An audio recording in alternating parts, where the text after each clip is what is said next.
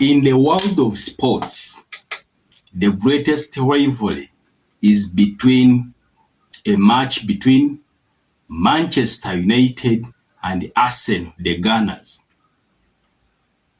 in England. Whenever these two teams meet, the players, the coaches make sure that they do everything. They do extra efforts.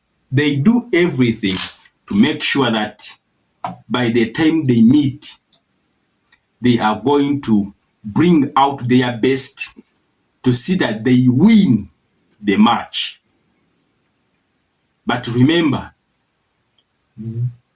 during league games, we have three forms that decide the match until its end. We either have a win, a lose, or a draw. But the main important goal for a team is to win. The two comes as a by the way, but at the end of the day, there must be a win, there must be a lose, or there must be a draw. So this ceremony is organized intentionally. This ceremony is organized carefully to make sure that the supporters, to make sure that the entire world sports experience the best, but at the same time, it is a high battle between these two teams when they are going to play each other. But according to the law or the rules of sports, even though you need a win, you have to act in a manner that is respectful to the other club. You have to act in the manner that love your fellow players, even though you are going to play each other and your aim is to win. They do not allow you to play or use words that can. They do not allow you to play or use words that can devalue others. They do not allow you to use ways that are not necessary. They do not allow you to use ways that can cause harm to your fellow brother who is in the field. So that's the responsibility of the referees who are put in place to make sure that this match is a success, who are put forward to make sure that this match, the required output, the required goal of each two teams is determined by the referee, who decides who has played well and who has played bad. So the referee is always in the middle to decide without showing favoritism to any of the teams. And when the match is played at the end of the day or before the start of the match, these players has to show a sign of respect, even though they are at a great rivalry. These players has to show the sign of love by shaking hands of their fellow opponents. Can you imagine that you are going to have a great rivalry between you and the other team, but you are first greeting your opponent? Because the game is about a fair play, even though you need to win, but there are certain ways that you have to follow for you to secure the win. You have to play according to the rules of the football. You have to play according to the rules of the game. Once you master and you succeed in those rules, it means that at the end of the day, you are going to outshine the other team.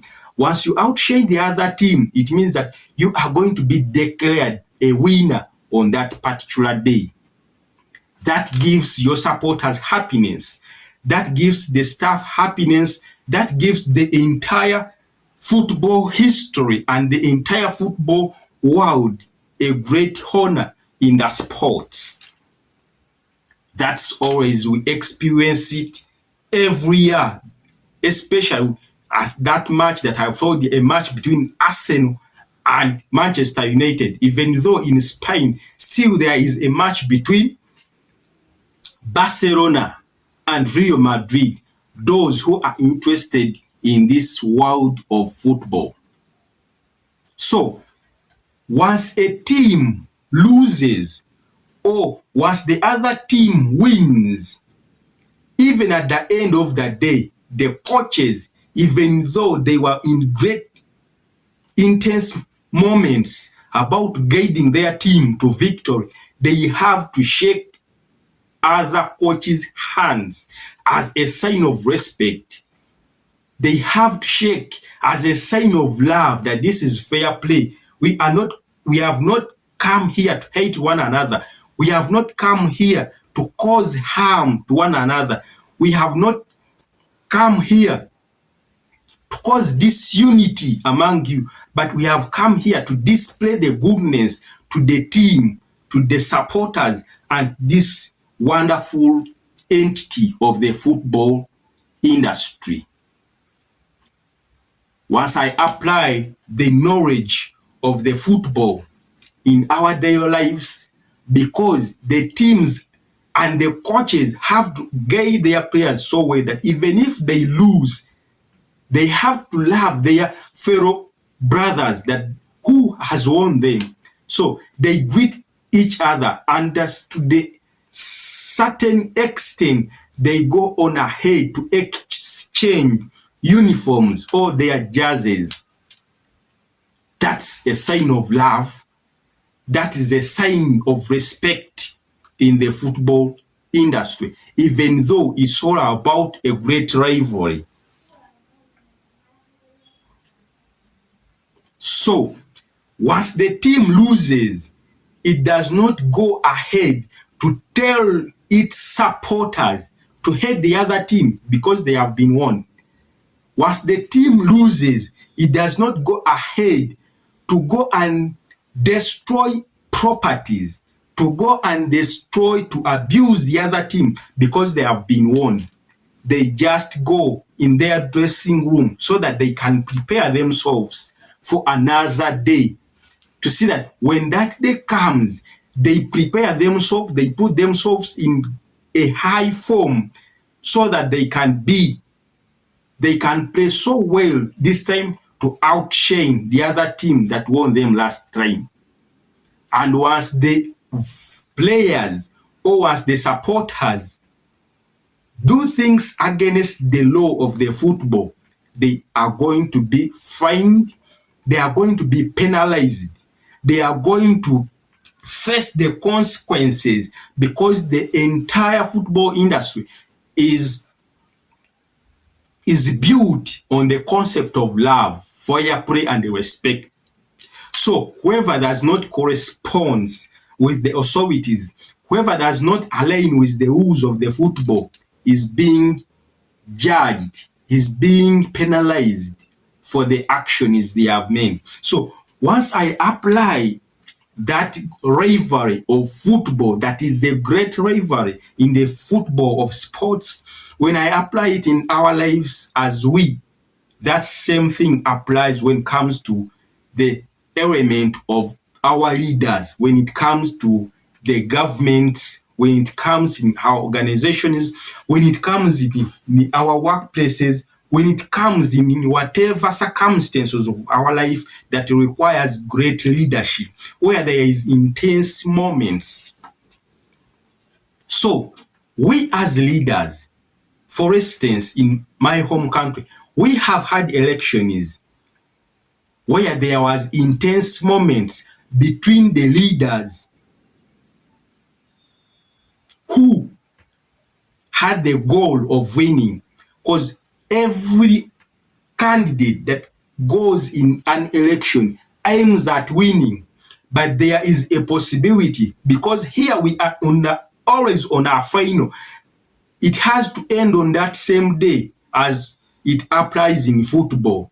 When the three things fails, win in the normal time, draw, or a lose.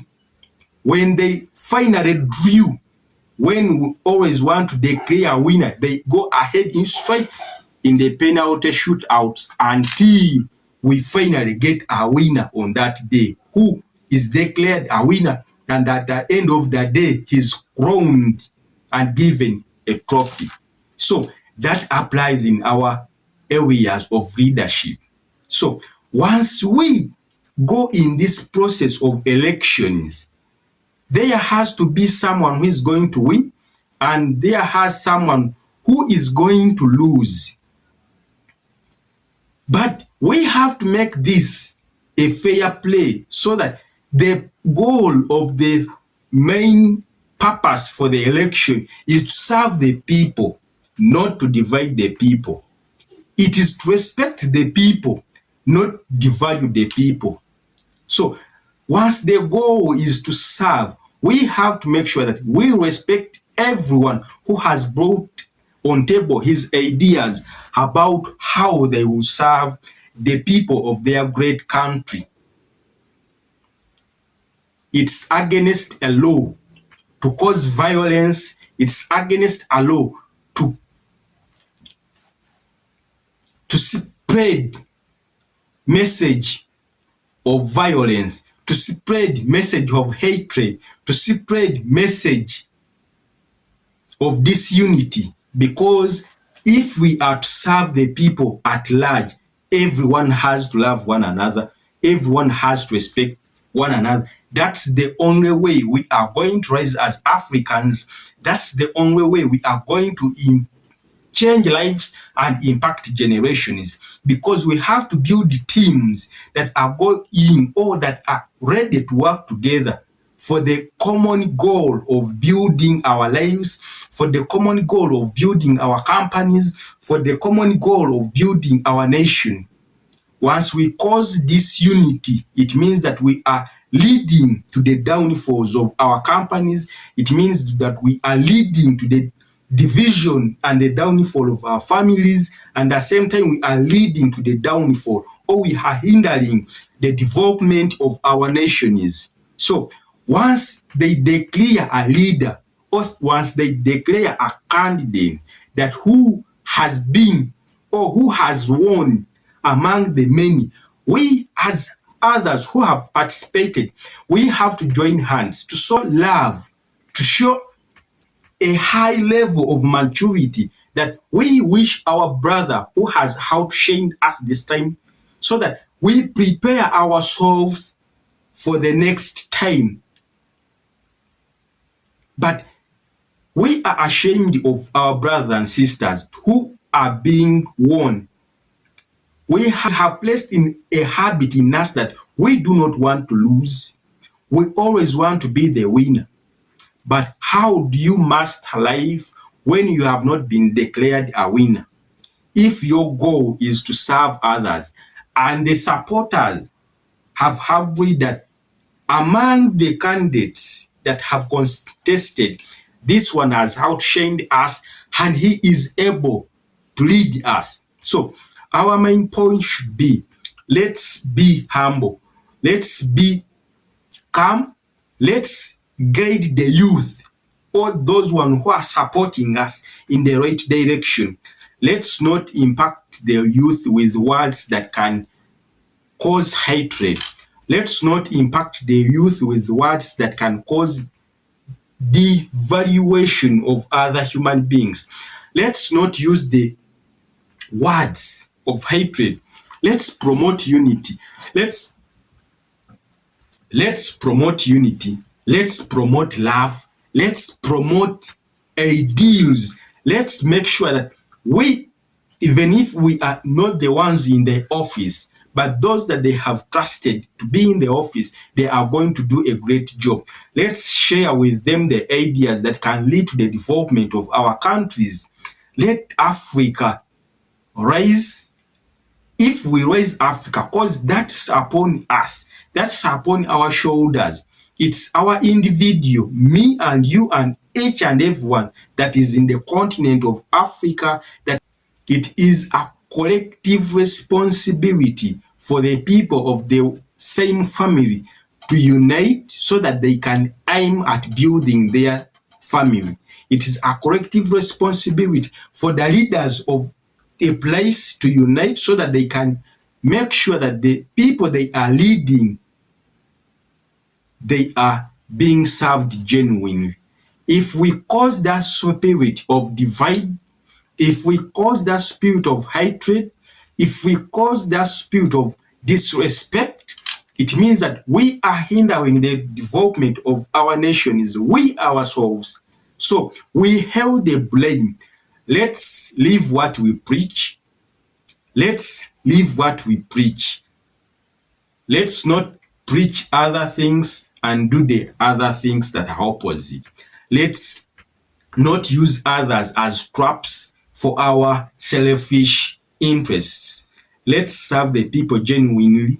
Let's embrace those who have been held accountable, those that have outshined us. Let's be respectful, just like in the football match that we enjoy most in our lives. Because once we do not accept the defeat, it means that we are going to cause violence. If we do not accept the defeat, it means that we are going to speak